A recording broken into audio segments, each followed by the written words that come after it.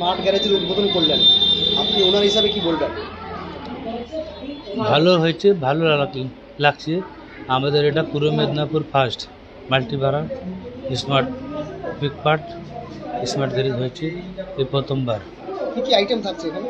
এখানে টু হুইলারের বিভিন্ন যে কোনো বাইকে সব ধরনের কাজ হবে, সব কোম্পানির কাজ হবে বাইকের। আর কি থাকছে এখানে?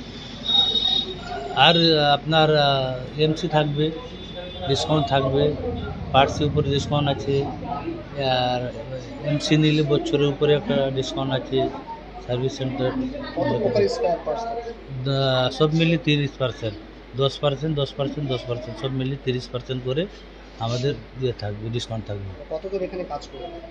এখানে 4 থেকে 5 জন, আর কাউন্টারে 1 জন, 6 জন ধরে।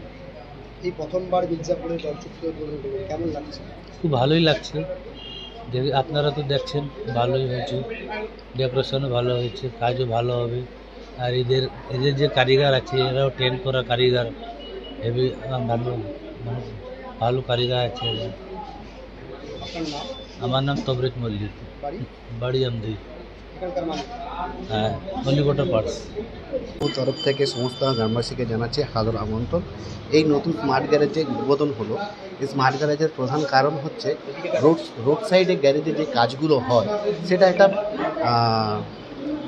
মানে যেটাকে বলা হয় নন স্যাটিসফাইড। এই স্মার্ট গ্যারেজ মানে হচ্ছে স্যাটিসফাই, যেখানে এক ছাদের নিচে টিভিএস, বাজাজ, হন্ডা, হিরো সমস্ত গাড়ি সার্ভিসিং হবে এবং লোকাল গ্যারেজের থেকে অনেক রেট কমে।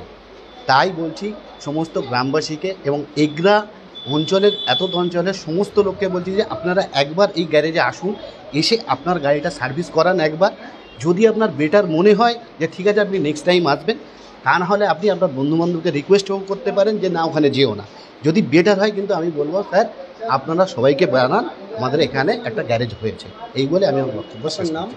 আমার নাম সুরজিৎ মাল, আমি পিকপার্ট কোম্পানির মার্কেটিং সেলস এক্সিকিউটিভ।